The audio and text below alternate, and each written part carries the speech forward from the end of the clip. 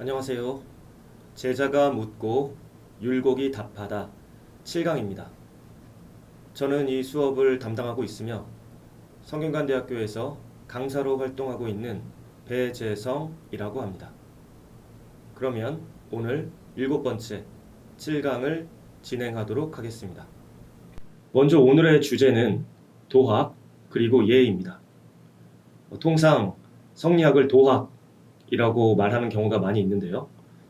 말 그대로 이 도라고 하는 것, 궁극적인 진리라고 할 수도 있고, 또 우리가 모두 추구할 만한 보편적인 삶의 가치나 삶의 방식, 또 이런 것들을 말할 수도 있고, 또 이제 그런 것들이 일관되어서 우리 어떤 실질적인 일상에서의 구체적인 실천의 방향성이나 옳고 그름, 이런 것들도 말해줄 수 있다라고 하는 어떤 그런 포괄적인 가치 그리고 옳음을 성리학에서는 도라고 말할 수 있는데요. 결국에는 이러한 도를 잘 이해하고 체득하는 것이 성리학의 목표를 설명하는 한 가지 방식이 된다고 할 수 있겠습니다. 그리고 다른 한편으로는 그러한 과정에서 예라고 하는 것이 또한 특별히 중요한 역할을 가지고 있습니다. 잘 알고 계신 것처럼 유학에서 예라고 하는 것은 어떻게 보면 가장 중요하게 다루어지고 또 우리 일상에서 실질적으로 익히고 체득해야 할 가장 중요한 목표이기도 합니다. 그러면 이 도학이라고 하는 어떤 성리학의 포괄적인 정체성이나 목적, 그리고 구체적으로 성리학자들이 중요하게 공부하고 다루었던 그런 어떤 지식이자 실천으로서의 예, 이 양자 사이의 관계가 어떠한지를 중심으로 성리학의 성격이나 그리고 특히 성리학의 본성이 또한 어떤 그 인간의 어떤 올바른 삶을 추구하게끔 만든다는 것이 구체적으로 어떤 형태인지 이런 부분들을 살펴볼 수가 있을 것입니다. 그래서 이에 관련된 내용을 율곡 어록에서 발췌해서 읽어보고 논의하는 시간을 갖도록 하겠습니다. 그래서 조금 더 정리해서 오늘 수업 내용을 말해보면, 먼저 성리학에서 추구하는 학문의 특징을 도학과 예를 중심으로 살펴본다라고 할 수가 있겠습니다. 그리고 둘째로 어쨌든 이 모든 것을 가능하게 하는 것은 성리학에서는 그 성증 리, 리와 동일하다고 말해지는 그 본성, 인간의 본성인데요. 그렇다면 그 인간의 본성과 도와 예는 어떻게 관련되는 것인지를 또 이러한 틀 안에서 살펴볼 수 있도록 하겠습니다. 먼저 인간의 본성과 도는 어떠한 관계가 있는가, 이런 내용을 살펴볼 수 있는 내용을 보도록 하겠습니다. 먼저 제자가 질문합니다. 성이라는 것은 도의 형체입니까? 일단 이 말은 사실 처음 여기서 이 율곡과 율곡의 문인들이 만들어낸 말은 아닙니다. 애초에 그 북송의 그 유명한 그 소위 북송오저라고 하는 북송 시대의 5 그 유명한 성리학자 중에 한 명이라고 보통 언급되는 소옹이 했던 말입니다. 성이라는 것은 곧 도의 형체이다. 그런데 이 말을 주희도 주자 또한 굉장히 좋은 말이라고 칭찬했다고 알려져 있습니다. 그런데 다시금 지금 이제 율곡의 문인이 율곡에게 이 말을 가져와서 그 의미에 대해서 이제 물어보는 상황이다. 이렇게 이해할 수가 있겠죠. 여기에 대해서 율곡이 답한 내용을 보도록 하겠습니다. 도는 비록 만 가지 일에 흩어져 있더라도 성은 곧 전체를 통괄하는 것이다. 그래서 성이 도의 형체라고 하는 것이다. 라고 답하고 있습니다. 그러니까 여기서 일단 도의 내용을 저희가 생각해 볼 필요가 있는데, 거기에 대해서 만 가지 일에 흩어져 있다. 이렇게 말하고 있습니다. 그래서 이 부분은 방금 설명드렸던 것처럼 도가 가진 여러 가지 의미가 있는데, 그것은 궁극적인 진리일 수도 있고 하나의 이치일 수도 있겠지만, 또 다른 한 가지 중요한 의미는 특히 유학자들에게 있어서는 우리 어떤 구체적인 실천과 일상생활 속에서의 옳고 그름, 그리고 우리가 추구해야 할 바를 말해준다는 점입니다. 그렇게 봤을 때는 이것은 이 수많은 일들, 우리가 접하고 만나고 처리해야 될 수많은 일들에 대해서 이것이 도에 부합하는지 여부에 대해서 알려주고, 그래서 우리가 도에 부합하는 그대로 행해야 한다는 어떠한 지침과 지향을 보여준다고 할 수가 있는 것이죠. 그래서 그렇게 이해된 도는 만 가지 일에 흩어져 있다고 할 수가 있는데, 문제는 이러한 의미에서의 옳음과 이러한 의미에서 우리가 추구해야 될 어떤 그런 이치, 이런 것들은 사실은 어떤 그 물질적인 형체를 갖고 있지는 않다라는 것이죠. 이제 그런 부분들을 가지고 성리학에서는 기가 아닌 이제 리라고 하는 것입니다. 분명히 존재하긴 하지만 어떤 그런 기와 같은 물질적인 어떤 그런 소재로서 존재하지는 않는다는 것이죠.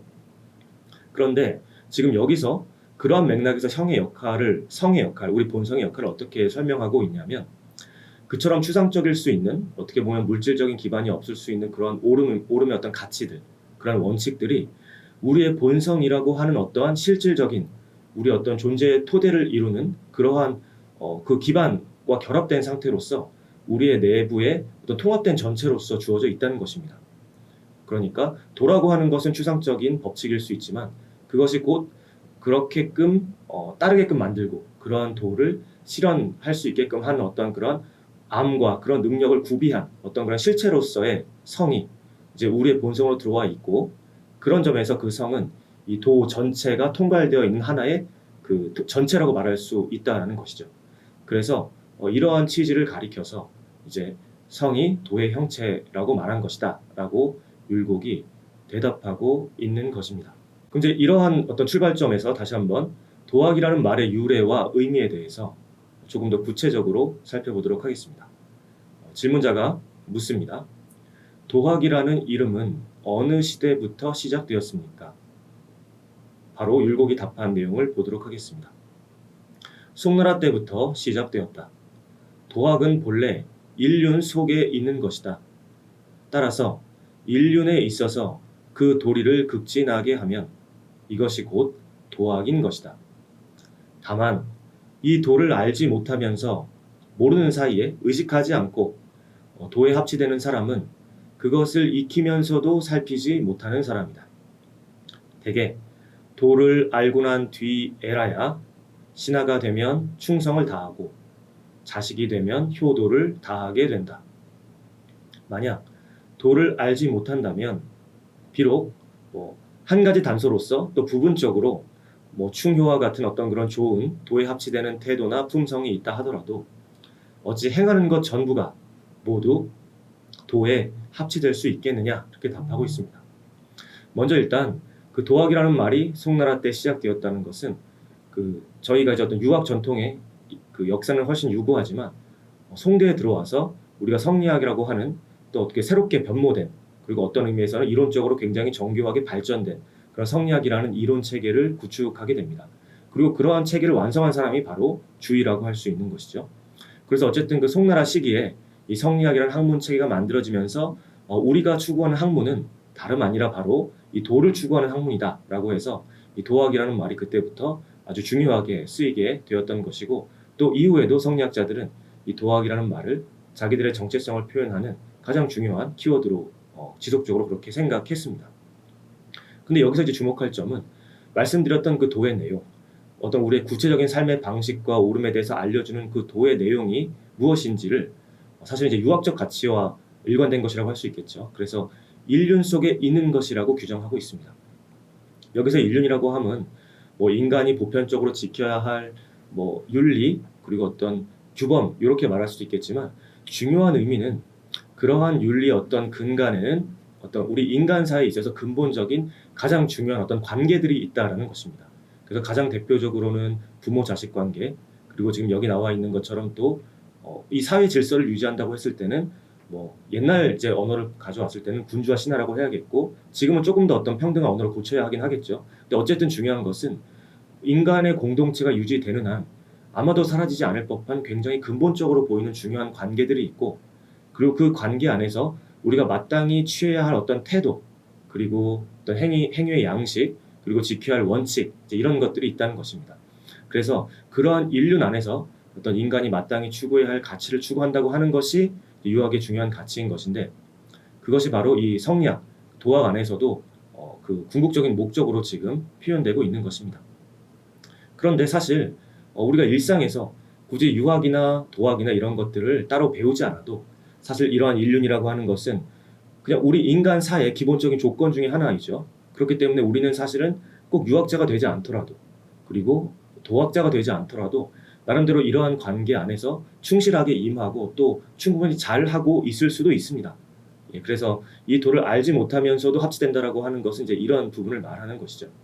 그래서 물론 이런 경우도 물론 훌륭한 경우이지만 하지만 이런 전체 그림을 제대로 알고 이것이 비단 어떤 단지 나와 부모의 어떤 관계의 어떤 일부만을 말하는 것이 아니라 사실은 궁극적으로 가장 중요한 뭐 인간적인 진리이든 아니면 그걸 넘어선 우주적인 진리이든 이런 전체의 가치와 일관된 어떤 연관을 맺고 있고 그리고 그 일부로서 내가 이러한 실천을 하는 것이고 이것이 옳은 것이다. 어떤 이런 전체적인 인식을 가지고 있는 것과는 다르다는 것이죠. 그래서 그 차이는 뭐냐면 이렇게 우연히 그냥 일상의 실천을 통해서 그것을 실현하고 있는 사람은 부분적으로는 잘할 수 있지만 예를 들어서 여기 직접 나와 있는 것처럼 정말 자연스럽게 효도를 잘할 수 있고 또 어떤 군주와의 관계도 뭐 이 시대의 기준으로의 언어를 그대로 가져오면 군주와의 관계도 잘할 수 있지만 전체적으로 우리 어떤 궁극적인 가치가 무엇이고 우리 공동체가 전체적으로 나아가야 할 방향이 무엇인지 그리고 그 안에서 내가 지금 하고 있는 충효가 어떤 의미인지 이런 전체 그림은 모를 수도 있는 것이죠. 그리고 반대로 그런 전체 그림을 알면서 또 이러한 실천을 하고 이러한 가치를 내가 실현한다면 그 의미는 한층 더 깊어지고 또 풍부한 어떤 가치를 얻게 되는 것이겠죠. 이제 그래서 여기서 의미하는 바는 일단은 중요한 것은 도의 내용은 유학자들이 추구하는 그리고 성리학자들이 추구하는 도의 내용은 아주 중요한 인간관계 속에서 우리가 보편적이라고 할 만한 그런 인간관계 속에서 추구할 만한 어떤 가치지향 또 어떤 인간다움의 도리가 있다는 것이고 그리고 바로 그것을 추구로 해서 우리가 일상의 다양한 장면들에서 해야 할 바, 옳은 바도 거기로부터 이제 말하자면 근원에서 파생되어 나온다라고 하는 것입니다. 그런데 이제 이렇게 우리가 접근하고 나면 오늘 이제 우리가 함께 살펴볼 다른 하나의 키워드 예와의 관계도 더불어 살펴볼 수가 있습니다.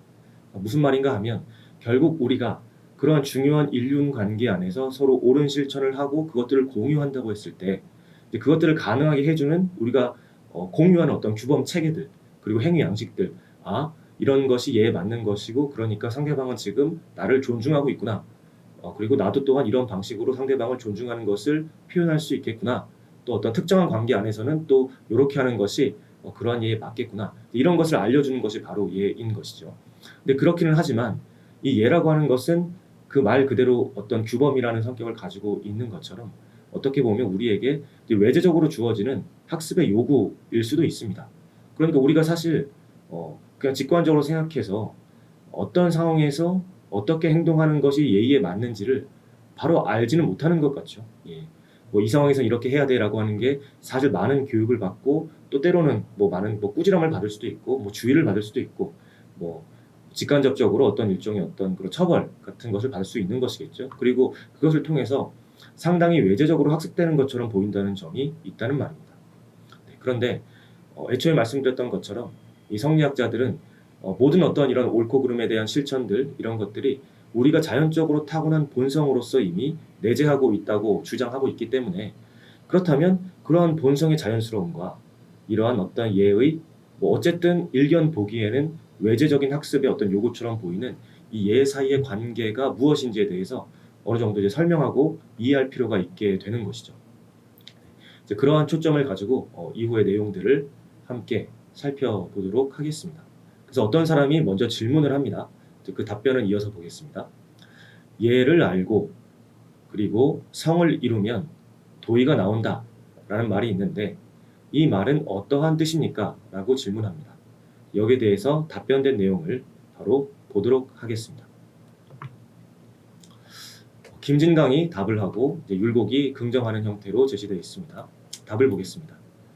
사람이 처음 태어날 때 천지의 리를 받아서 성이 되는 것이니 어찌 반드시 예를 알아야만 성을 이루겠는가? 다만 그 기가 막히고 그러니까 기에 막히고 기의 상태가 좋지 않으면 리가 제대로 실현되지 않을 수 있다라고 하는 것이 이제 성리학의 대전제임을 여러 번 말씀드렸었습니다. 이제 그런 차원으로 이해하시면 되겠습니다. 다만 기가 막히고 그리고 사물과 관계 맺는 과정에서 우리가 여러 가지 자극을 받게 되죠. 뭐 대표적으로 우리가 어떤 욕구의 자극을 받을 수 있습니다. 욕구를 자극하는 대상을 만났을 때요.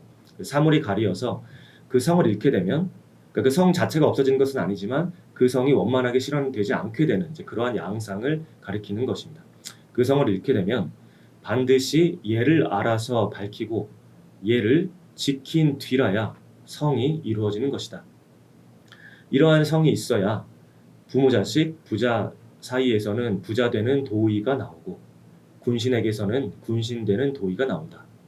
대저 천지가 알맞은 제자리를 이루고, 그리고 음양이라고 하는 이런 천지의 어떤 운동과 변화의 과정, 원리이고 운동과 변화의 과정인 것이죠. 그래서 음과 양이 바뀌고, 고요했다가 움직였다가 뜨거웠다가 차가워졌다가 음양이 변하고 바뀌는 그런 도가 그 사이에서 행해지고, 그리고 얘를 알고 우리가 성을 이루면 수많은 도의가 이로부터 나오는 것이다 라고 답했습니다. 여기에 대해서 율곡은 이야기한 말이 옳다라고 말합니다.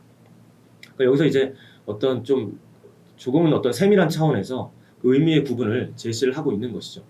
그래서 우리가 만약에 액면 그대로 성이 없던 것이 만들어지는가 이렇게 접근한다면, 그러니까 얘가 아니면 없었을 어떤 우리의 본성, 제2의 본성이 만들어지는 것인가 라고 질문한다면 그것은 틀렸다라는 것입니다. 왜냐하면 사실은 그 모든 능력을 자연스럽게 갖추고 있고 이제 그것을 우리가 본성으로서 이미 가지고 있다는 것이 출발점이기 때문에 없던 성이 새로 생긴다 이렇게 말할 수는 없는 것이죠.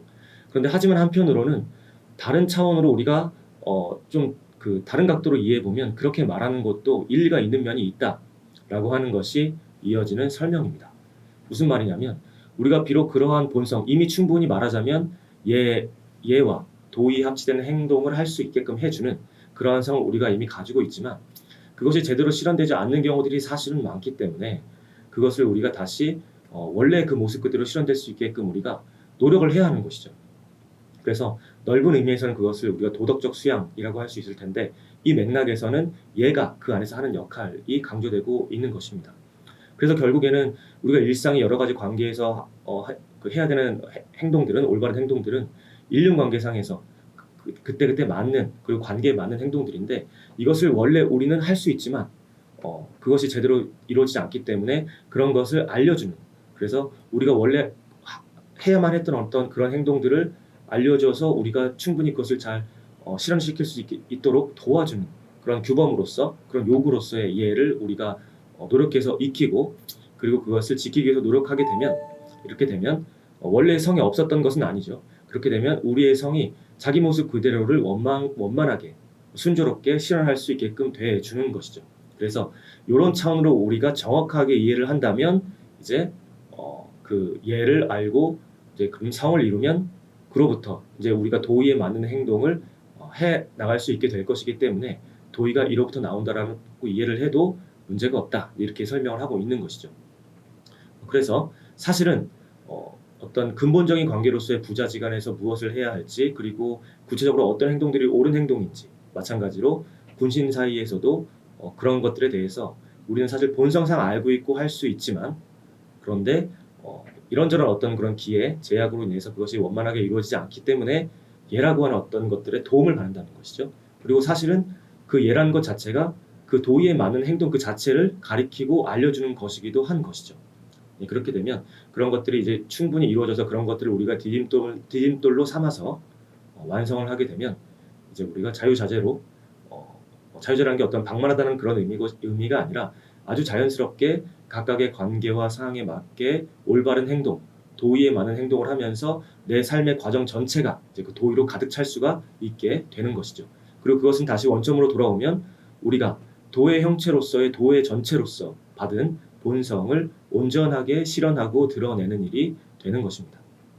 그런데 어쨌든 우리가 이것을 익히는 과정에서, 그리고 이것이 우리에게 요구하는 태도에 있어서 다소간 우리의 어떤 자연스러운 정서나 어떤 이런 그 자발적인 욕구, 이런 것들을 사실은 억누르고 제약하는 것처럼 보이는 면은 사실은 분명히 있는 면이 있죠. 그래서 얘가 그렇기 때문에 정말 자연스럽게 행해지는 것이냐, 어떤 나의 자연스러운 정감과 어떤 그런 것들을 충분히 드러내는 것이냐, 아니면 여전히 우리가 어떤 그 해야만 한다는 어떤 그런 억압 속에서 억지로 하고 있는 것이냐, 이런 것들을 구분하는 것이 나름대로 의미 있는 중요한 문제가 될 수 있는 것이죠. 그래서 이에 대한 그 인식을 엿볼 수 있는 그런 대화 또한 우리가 확인할 수 있습니다. 그 제자가 질문합니다. 횡거는 아까 잠깐 얘기했던 소홍도 거기 포함된 북송오자, 북송의 5명의 유명한 어떤 유학자들, 성리학자들 중에 장제를 가리키는 말입니다. 횡거 선생이 말하기를 공손하면서 예가 없으면 수고롭다. 만약 이렇게 되면, 이런 상황이 되면 이때의 공손함, 공이라는 것은 사사로이 공손하게 하는 것이고 예라고 하는 것도 그렇게 할 것 같으면 그 예라는 것도 그 체가 아닌 예이다 라고 하였습니다. 여기서 체가 아니라는 것은 무슨 말입니까? 네, 일단 질문하는 어떤 취지에 대해서는 우리가 이제 직관적으로 이해해 볼 수가 있는데요. 무슨 말이냐면 예라고 하는 것은 많은 경우에 나를 낮추고 상대방을 존중하는 어떤 그런 태도를 보이고 공손하게 대하고 이제 어떤 이런 태도를 상당 부분 가지고 있는 것이죠. 그런데 심하게 만약에 우리가 이런 태도 자체만 얽매인다면 사실은 조금 쉽게 말하면 좀 비굴한 사람이 될 수가 있는 것이죠. 그러니까 무조건 나는 못났고 상대방은 뭐 높고 이제 이렇게 우리가 어떤 태도를 취할 때 그것이 그것 자체가 어떻게 보면 그런 부분이 지나치게 맹목적으로 그렇게 흘러갈 때는 이제 수고롭다고 하는 표현은 좀 복합적인 표현일 텐데 오히려 이제 자연스럽다기보다는 스스로도 힘들고 또 그 관계 자체도 사실은 원만하게 흘러가지 않게 되는 이런 별로 좋지 않은 이제 결과가 나올 수도 있는 것이죠. 그리고 더 나쁘게 말하면 그것은 이제 일종의 욕심일 수 있는 것이죠. 무슨 말이냐면 상대방한테 내가 이렇게 겸손하게 보여서 좋은 사람으로 보여야겠구나. 사실 그런 동기도 우리가 어떤 경우에는 읽어낼 수가 있을 것입니다. 그래서 이제 여기서 사사로이 공손하게 하는 공이라고 하는 것은 어느 정도는 이제 그러한 취지를 염두에 둔 이야기이겠지요. 근데 이제 여기서 좀 헷갈릴 수 있는 것은 이 체가 아닌 얘가 무엇일까라고 하는 점입니다. 근데 여기에 대해서는 율곡의 답변을 보고 다시 한번 논의하겠습니다. 율곡의 답은 여기서의 체는 오로지 자연의 리를 가리키는 것이지 용모나 형식적인 예를 가리키는 것이 아니다. 그러니까 이 체라고 하는 것은 어떻게 보면 우리를 자연스럽게끔 그 예에 맞는 그 예의 내용과 알맹이를 이루는 것이라고 하겠죠. 예를 들어서 얘가 우리에게 누군가에게 어떤 뭐 호감을 표현하게끔 한다든지 아니면 뭐 온건하게 어떤 대화를 하게끔 한다든지 어떤 그런 요구를 할 때 그리고 뭐 또 때로는 우리가 어떤 겸손함을 요구할 때 그것이 뭐 그냥 그렇게 해야 되니까 형식적으로 하는 것이 아니라 어떤 그 알맹이로서 정말 내가 이 상황에서 이렇게 하는 것이 정말 이 관계에서 올바른 태도이고 또 상대방을 존중하기 위해서 진심으로 내가 존중하기 위한 행위이구나 이런 것들을 충분히 어떤 그런 자연스러운 동기에 입각해서 할 때 어떤 그 알맹이가 있는 행동이 되는 것이겠죠. 그리고 그것은 아까 얘기했던 것처럼 궁극적으로는 그렇게 하게끔 할 수 있는 그러한 어떤 본성을 이미 우리가 가지고 있기 때문에 그 본성 그대로 자연히 드러내면 사실은 또 그러한 행위를 할 수 있다. 또 하게 된다라고도 말할 수가 있는 것이죠. 그래서 여기서 체가 아니라는 건 무슨 말이냐면 그런 어떤 본성 그대로의 자연스러움의 발현이 아니라 그런 알맹이가 있는 어떤 그 결과로서의 어떤 예가 아니라 그것들이 부재한 상태에서 형식적으로만 하게 되는 행위가 되는 것을 말하는 것이죠. 그리고 또 이것을 좀 달리 말하면 우리가 정말 진정성 있게 어떤 이런 예라는 것을 습득하고 그 원래의 취지를 우리가 파악하고 이해하려고 노력한다면 충분히 우리가 자연스러운 어떤 그런 자기의 균형적인 상태를 유지하면서도 어떤 예의 바른 그런 올바른 행동을 하는 것도 불가능하지 않다. 오히려 그렇게 하는 것이 우리가 추구해야 할 방향이다. 이런 어떤 내용들을 말해주는 것이기도 한 것이죠. 예, 그리고 한 걸음 더 나아가서 이 예의 쓰임과 의미가 조금 더 어떻게 보면 좀 웅장하게 펼쳐질 수 있는 이제 그런 맥락을 아울러 보겠습니다. 먼저 질문자가 묻는 내용입니다. 오행 가운데 화는 오성, 이는 예지신의 오상과 같은 말입니다. 오성 가운데 예와 같습니다. 화의 광명, 그러니까 불입니다. 그야말로 불의 광명은 예의 찬란함과 서로 비슷합니다. 그러나 불꽃은 위로 움직이는 것이고 예는 물러나고 사양하고 자제하며 아끼는 도리이니 그 기상이 같지 아니한 것은 다른 것은 무슨 까닭입니까? 여기서 이제 한 가지 보완 설명 드려야 할 것이 이 성리학자들은 이 우주의 어떤 기의 차원에서 봤을 때는 우주가 음양오행이라는 어떤 그런 범주로 구분될 수 있고 그리고 거기에 대응되는 리적인 차원에서는 음양의 건순이 대응되고 이제 건이라고 하는 건 굳셈 양에 대응되는 것이고 순이라고 하는 것은 이제 온순한 것이고요. 음에 대응해서 그래서 건순 그리고 오상이 대응해서 이 건순 오상과 음양오행이 가장 포괄적인 수준에서 이 우주 그리고 이 세계를 설명하는 어떤 그런 기본 범주가 됩니다. 그리고 이 오행이 오상의 어떤 그런 규제를 받음으로 인해서 어떤 이 세계 모든 존재들의 이제 오행은 어떤 물질적인 차원에서 이 세계의 어떤 보편적인 범주들인데 그 범주가 궁극적으로는 오상이라고 하는 도덕적인 리의 지배를 받는다. 이제 이렇게 되기 때문에 사실 이 세계의 존재 구조 자체가 어떤 도덕적인 구조다 이렇게 말할 수 있게 되는 것이거든요.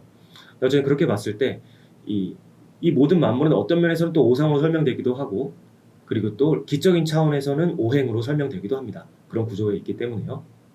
그런데 이 예의 경우에는 그것이 어떤 찬란한 형식 이런 것으로 표현된다는 점에서 오행 가운데에서는 불의 화에 대응을 하는 것으로 이제 설명이 됩니다. 그리고 뭐 그 오상 가운데서는 인의 예지신의 예로 이미 들어가 있죠. 근데 여기서 이제 제자가 질문하는 것은 어떤 화려함과 어떤 그런 형식적인 뭐 미 그런 것들로 봤을 때는 왜 화를 대응시켰는지가 이해가 되긴 하는데, 근데 이제 화가 가지고 있는 다른 이미지가 있죠. 이 불이 갖고 있는 우리가 다른 이미지는 그 사람이 뭐 불같이, 그 사람은 성경이 불 같다 이렇게 우리가 말할 때 갖고 있는 어떤 그런 느낌처럼 굉장히 이제 자기를 내세우고 강건하고 강직하고 이렇게 내달리고 치달리고 이제 이러한 이미지를 가지고 있죠. 그런데 그 부분에 주목을 했을 때는 얘와 상당히 반대되어 보이죠. 그 얘라고 하는 것은 많은 경우 자신을 절제하는 것이고 또 자기를 억누르는 것이고 지나치지 않도록 이제 단속하는 그런 의미를 많이 갖고 있기 때문입니다. 그래서 이제 이런 것들이 잘 맞지 않는 것 같다라고 하는 질문인데요. 거기에 대해서 이제 율곡의 답은 다음과 같습니다. 예의 쓰임은 매우 크다. 예를 들어 종묘와 조정에서 예를 쓰면 그 엄숙함과 정제됨이 또한 어떠하냐. 오직 물러나고 사양하며 엄숙하기 때문에 찬연하고, 그러니까 찬란하고 밝고 성대한 기상이 있는 것이다.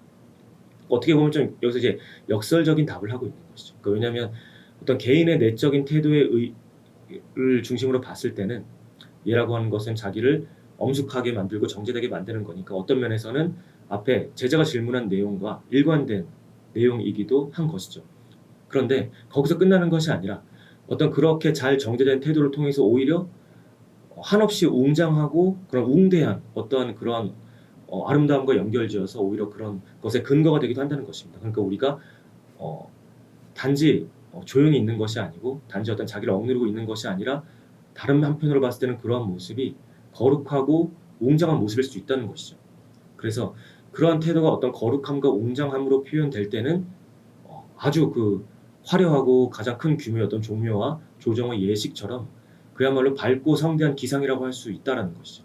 그럼 이렇게 밝고 성대한 기상은 또 다시 앞에 질문으로 들어갔을 때는 오행의 어떤 그런 타오르는 어떤 불의 모습과 환하게 드러나는 그런 모습과 모두 잘 대응할 수 있다라고 하는 것이죠. 이제 여기에서 이제 우리가 볼 수 있는 부분은 예라고 하는 것이 한편으로는 사람을 단속하고 억누르는 것 같기도 하지만 그것이 우리의 인간적인 어떤 인간성의 자연스러운 실현으로서 충분히 완성될 경우에는 우리 인간만의 고유한 가치와 아름다움을 더할 나위 없이 잘 표현해내는 하나의 어떤 그런 결실이 되기도 한다는 점입니다. 그래서 다시 한번 이제 같은 내용을 정리를 하면 얘는 그 우리 본성의 자연스러움에 근원하는 도를 그것이 잘 되고 있지 않기 때문에 이건 초반에 설명드렸던 바로 그 내용입니다. 도를 실현하기 위한 수단이자 방법이기도 하지만 다른 한편으로는 이제 이것이 완성되어서 충분히 완성돼서 우리 본성이 실현되면 이제 이것이 우리의 어떤 방법이자 어떤 요구를 넘어서서 그 자체로 인간다움의 도를 실현하는 가장 완전하고 고생한 방식이 될 수도 있다는 것입니다. 그러면 이제 오늘 다룬 내용을 다시 이제 마지막으로 정리를 하도록 하겠습니다. 유학의 학문의 이상을 표현하는 뭐 여러 가지 방식이 있겠지만 그 중에 하나는 일상에서 벗어나지 않고 일상의 소소한 실천 안에서 그것을 끝까지 지속하는 가운데 그 안에서 어떤 이상적인 형태를 이룬다는 그 일상에서 벗어나지 않는다는 그런 학문의 이상입니다. 그래서 근데 이런 어떤 이상을 실현함에 있어서 예와 성이 상당히 중요한 역할을 하고 있다는 것이죠. 무슨 말이냐면 예라고 하는 것은 그 자체로 사실 일상 속의 많은 실천을 포괄하는 개념입니다. 그러니까 예라고 하는 게 성을 실현시키기 위해서 우리가 그냥 방법론적으로 수단적으로 그냥 그렇게 하는 것이 아니라 매일매일의 실천 안에서 이렇게 해야 한다는 요구, 이렇게 하는 것이 옳다라는 요구를 우리한테 알려주죠. 그러니까 무슨 말이냐면 우리가 어떠한 예를 실천할 때 유학자들의 입장에서 그것은 단지 성을 회복하기 위한 수단인 것이 아니라 바로 그 순간, 그 장면, 그 맥락에서 해야만 하는 옳은 행위 그 자체인 것입니다. 그래서 우리가 예를 통해서 수양한다고 했을 때 그것은 곧 동시에 일상 속에서의 실천과 수양을 합일시킨다라는 말이 되는 것이죠. 그런데 이것이 억지로 하는 것이 아니라 또한 우리 어떤 본성에 근거한 것이고 또한 이 본성은 그러한 출발점에서 그것이 완전히 인위적이지 않은 요구가 완전히 인위적이기만 한 요구가 아닐 수 있는 또 우리 자연스러운 어떤 성향과 능력에 기반한 것일 수 있게끔 해주는 그런 근거의 역할을 성이 출발점에서부터 할 수가 있는 것이죠. 그리고 한편으로는 그 완성 단계에 있어서는 그 예라고 하는 것은 또 가장 완성된 어떤 인간성의 표현이기도 하고, 또 성은 비로소 자신의 온전한 본 모습을 또한 그러한 예 안에서 드러낼 수가 있는 것이죠. 그래서 이 내용을 다시 한번 정리하면 일상의 실천과 이상적인 인격의 실현을 관통하는 예와 성이라고 말할 수 있습니다. 일상 속의 평범한 실천의 지속을 통해서 이상적인 인간상에 도달할 수 있다는 유학의 아주 유명한 말인데요. 하학이 상달이라고 합니다. 그러니까 가깝고 비근하고 쉬운 것을 배움으로부터 해서 그렇게 쭉 해나가서 높은 곳, 그 고차원적인 지식이라고 할 수도 있고, 어떤 그 보편적인 어떤 가치라고 할 수 있고, 그러한 그 높은 그 경지에 도달한다는 상달, 하학이 상달의 취지를 오늘 살펴봤던 것처럼 예와 성의 관계를 중심으로 이해해 볼 수 있다. 이렇게 오늘 내용을 정리할 수 있겠습니다. 예, 그러면 이것으로 오늘 7강 수업을 마치도록 하겠습니다. 수고 많으셨습니다.